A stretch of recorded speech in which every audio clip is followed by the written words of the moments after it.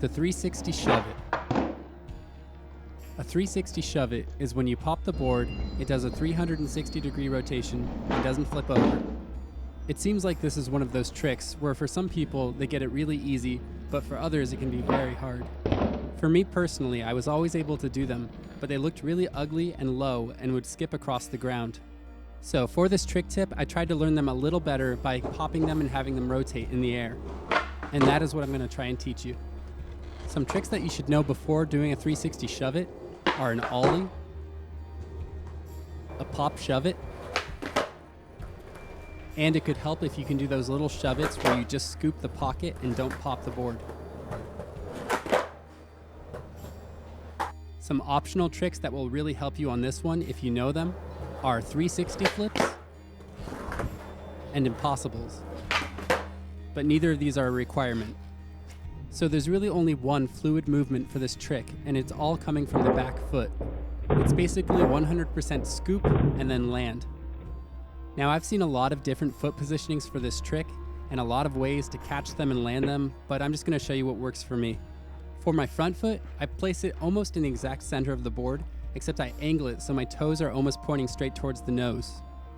For this trick, your front foot really doesn't do much except for get out of the way, so I'm sure that this positioning can be changed around to however you feel comfortable. The back foot is what is really important. I like to put mine across the center of the tail with my toes hanging off the toe side pocket. Having your back toes hanging off is going to be crucial in order to get the right scoop for this trick. So this is basically what it looks like when I'm rolling. Also, for the sake of brevity, I'm not going to go too much into learning how to scoop the board.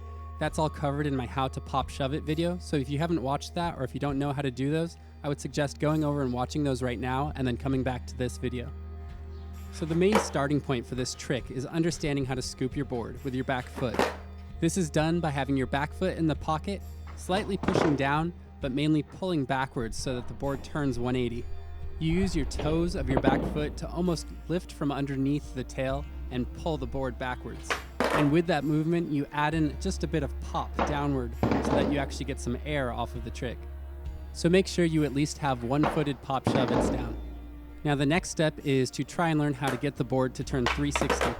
This is done in basically the same exact motion as the regular 180 Shuvit, except you're using more force and more scoop. The main focus here is your back toes getting into that pocket and kind of pulling the edge of the board. When you go to scoop, your toes should kind of look something like this. And from there, you pull your foot back behind you while also slightly pushing down. It's best to practice these steps while stationary with your front foot staying on the ground for now. Also, while practicing these, keeping your back foot above the board once you've spun it is a good practice step so the board doesn't go flying away from you. So I would say just basically practice this step a whole bunch. Don't worry if the board kind of flips over backwards like an impossible, because it's essentially the same movement, and it will probably work itself out once you add in your front foot. Besides pulling your back foot straight back in order to get the scoop, you're going to actually want to do sort of an arcing motion so it goes back and then towards the nose. I think that's what the difference is between a Shuvit and a 360 Shuvit in order to get that extra rotation. It should look something like this.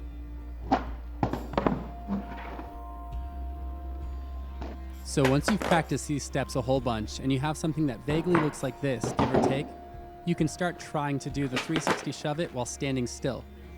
This is where things can start to get a bit complicated.